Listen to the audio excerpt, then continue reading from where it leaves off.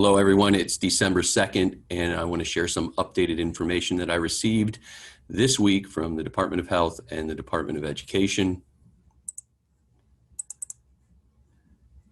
The information that school districts received this week provides clarification on the matrix for school closings, also what types of cases will be used to determine school closings, and how the information is going to be shared with you from us as a school district. And this video is going out to our families and our staff. On November 25th, I shared with you the matrix for our smaller schools, the schools that have enrollments less than 500, which are our 5 elementary schools and the Price School. And the key here is the rolling 14-day period, which I'll explain a little bit later in the video. But if we have one case in that rolling 14-day period, we would not be required under the new regulations to close. But if we get to 2 to 4 cases in that rolling period, we would be required to close for 3 to 7 days.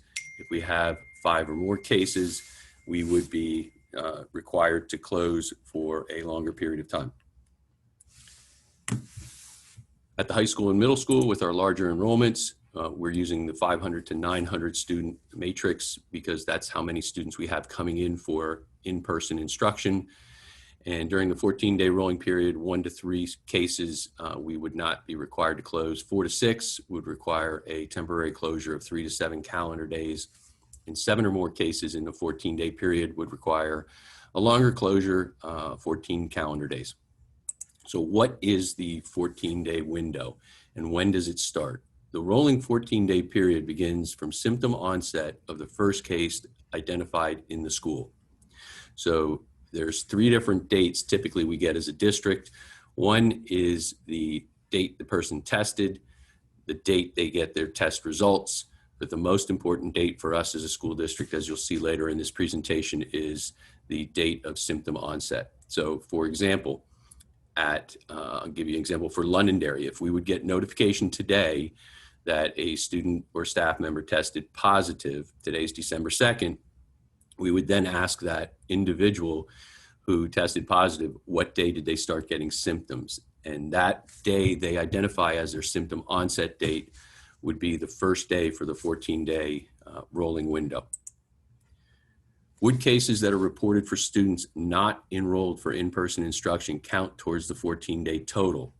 So if a student's doing e-learning or a student's doing asynchronous or synchronous work at home, or a teacher is doing telework and not coming into the building at all, they would not count for that 14-day rolling period. They would not count against the matrix to determine if a school would need to close temporarily. But if that individual who is not coming in for instruction would be coming in for another activity, whether it's extracurricular activity or even if it's part of their work day, even though they're teleworking, if they would come in for another reason, then it would count. If a student is scheduled for in-person instruction, they're not doing synchronous or asynchronous, but is not physically present for the time period in which they contracted COVID, would that individual count towards the 14-day total? And according to PDE and the Department of Health, they would not count. So we do have students who are signed up for in-person instruction, but for one reason or another, they don't come into the building for an extended period of time. And if they contract COVID during that extended period of time that they are out of the building, they would not count towards the 14-day total. Would cases that contact tracers officially determined to originate in the community and not in the school count towards the 14-day total? Yes. If they're coming into the building, whether it's for sports or musical or instruction or work, if you're in the building, it doesn't matter where you contracted COVID, it would count. This is a very important slide, and the updated information I got this week is going to be important for all of us to understand. So the 14-day rolling average will reset after a school closing. I'll give you an example, a high school example. So if on Sunday, the current 14-day count for the high school is 5 cases, we would close the high school for a period of 3 to 7 days.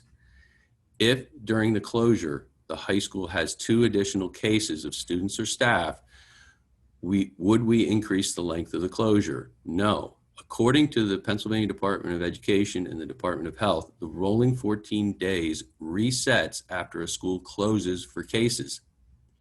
When the students come back to school, the 14 days will not start again until there is another case. So right now, we have South Hanover and East Hanover are closed. They are scheduled to open tomorrow, December 3rd. If we would get an additional case today, we would not extend that closure. We would start at 0 cases on December 3rd, which is tomorrow. Same for the high school. We are planning on in-person instruction restarting on December 7th, regardless of cases that happen between now and December 7th. We will have a reset on Monday, December 7th with a 14-day rolling average case count of 0. How will you be notified of school closings? Well, staff, we send out an email, and then we typically send out a phone message saying, please check your email. Families with students in the building that is required to close moving forward, and hopefully we don't have to close buildings, but if we do, you'll be notified via phone message as you have in the past. But moving forward, we will not send a phone message to all families in the district. We're not going to send messages to families with children. If you don't have children in a building that's going to be closed temporarily, you won't be receiving a phone call. So for example, if we need to close Conawago, the families at Nye Elementary will not get a phone call, only the families at Conawago.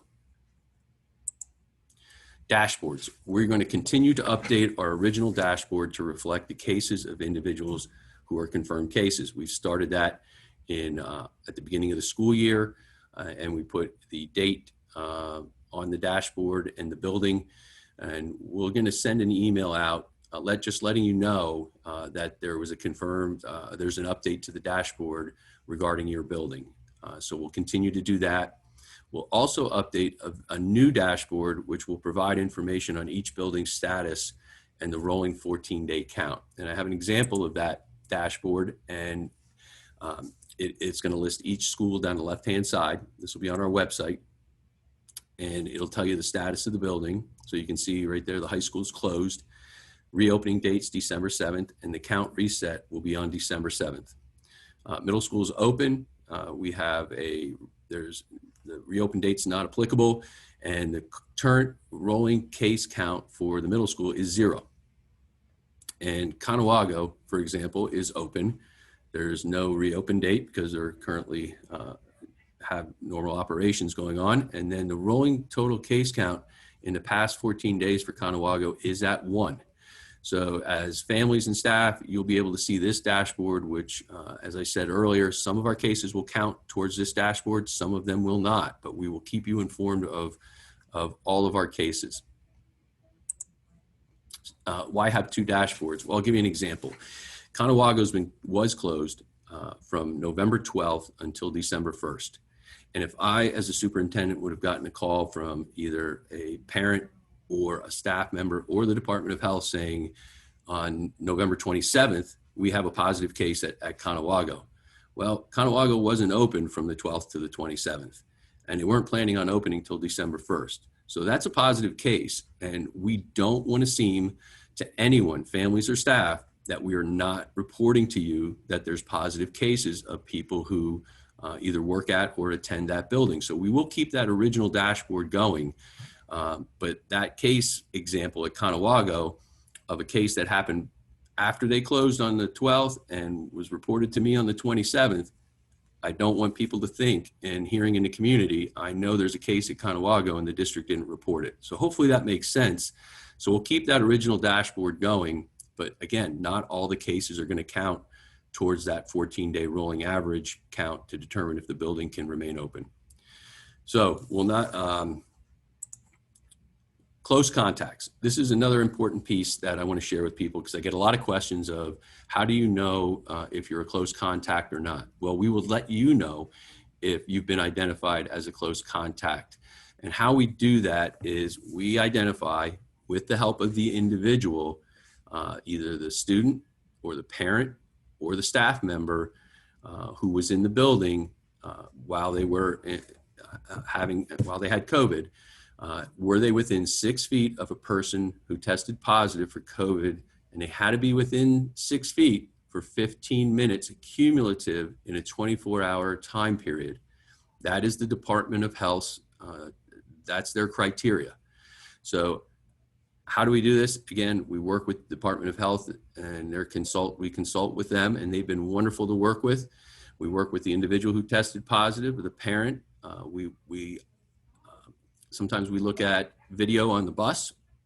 We look at videos sometimes in the cafeteria if a student can't remember who they sat near, at the high school or middle school. We look at seating charts. We talk to the student about extracurricular activities. We do basically an investigation of that person and who could have possibly been within 6 feet of that person for a cumulative 15 minutes in a 24-hour time period. So this is, again, that day of symptom onset is really important. So what time frame do we use to determine if a person was a close contact? Well, we work with the Department of Health, we work with the person who tested positive, and we determine what that symptom onset date was. So for example, let's say, and this is a future example because I'm using dates in December here.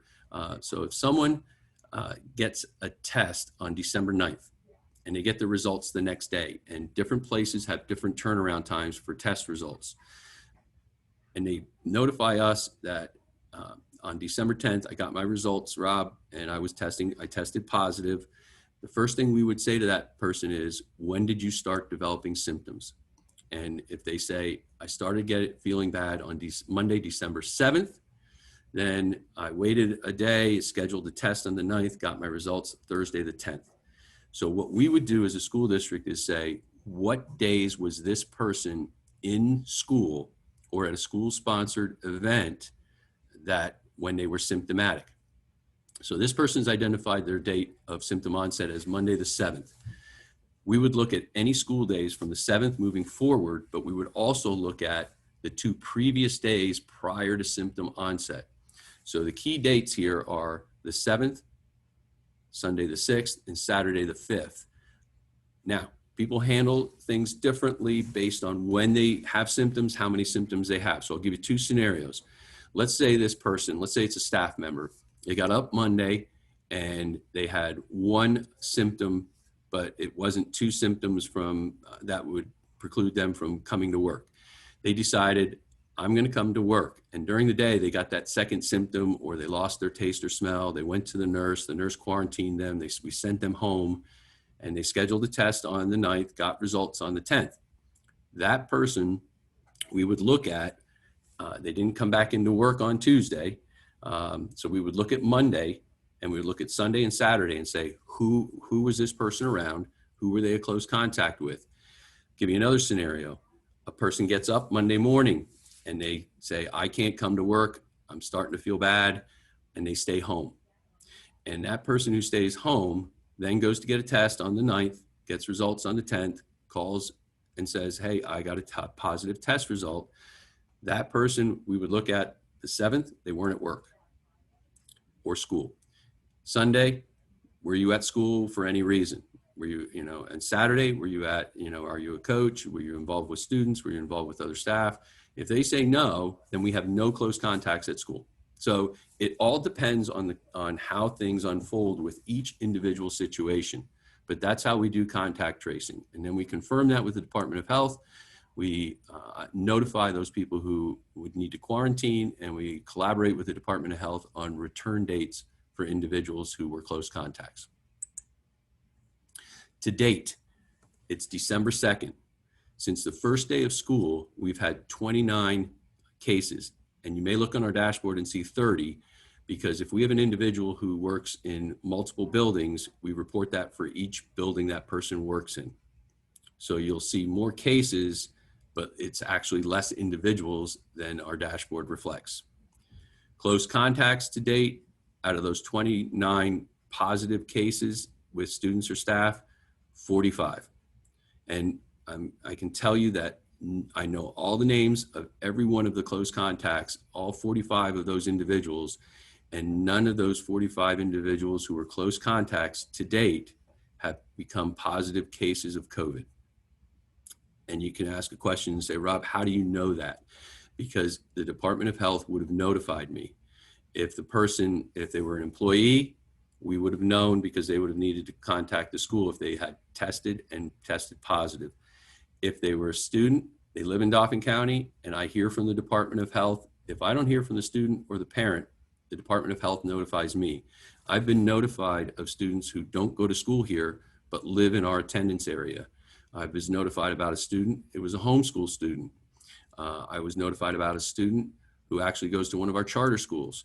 So eventually I do hear, and I can tell you that out of those 45 people who've been identified as close contacts, 0 of them have become positive cases, which is important for you to know.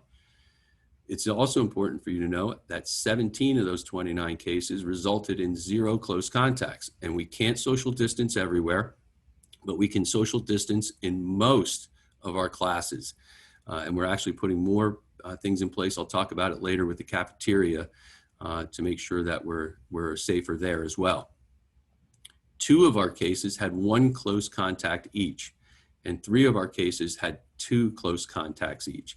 So out of the 29 cases so far to December 2nd, 22 of the 29 cases had a total of 8 close contacts. Now, I'm not downplaying 29 cases. I'm not downplaying the number of people who had to go quarantine, but I think it's important for you to know in the data that I'm seeing, I am not seeing it spreading within the school. The cafeteria, I mentioned this a little earlier, based on the newest order from the Secretary of Health, and the document I signed, we needed to increase the social distancing in our cafeteria. We want the students to have that social time, their break from instruction and have their lunch. But if we wanted to remain open, we needed to make some changes. And I want to thank Dr. Winter and Mr. Newhart and the principals for working very hard on making sure we met the requirements for our cafeteria time with students.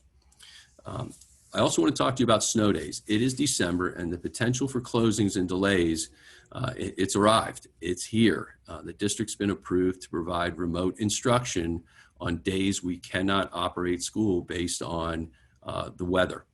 So we will be providing more information to the staff and more information to our families in the very near future on what that type of day would look like for instruction. So that is going to come out very soon to everyone. The last item I want to share with you is, and it's a good example of how quickly things change. On November 17th, there was an order from the Department of Health regarding people who leave the state and return to the state and having to either quarantine or have a negative test. On November 25th, that was updated. And the updated order for people who leave the Commonwealth and come back in requires travelers over the age of 11 to quarantine or have a negative test. Individuals under the age of 11, it doesn't apply to them. So that's a lot of information, but I think it's important information for all of us. I know how disruptive it can be when we have to close a school, but I truly want to thank our administrators and our staff and our students for helping to make school as safe as we possibly can during these challenging times. So please take care and thank you.